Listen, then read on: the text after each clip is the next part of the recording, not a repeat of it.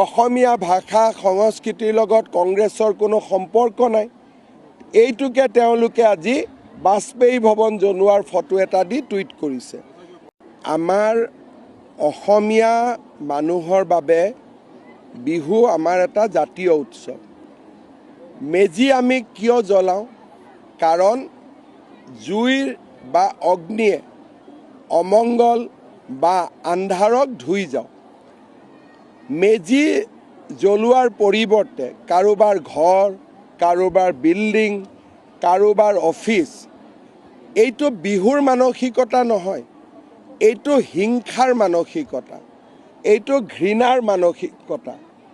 অসমীয়াই বহাগ বিহুৰ দিনা, মাঘ বিহুৰ দিনা, কাতি বিহুৰ দিনা কাকো হিংসা নকৰে।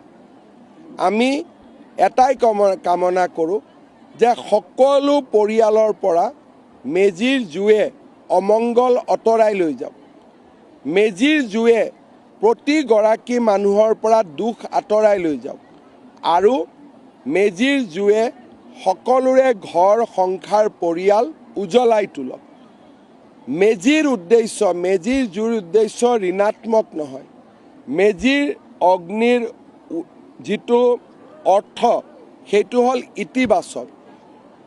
আন্ধাৰ বিনাশী, পোহৰৰ জয়। কিন্তু তেওঁলোকে সেইটোকে বুজি নাপায়।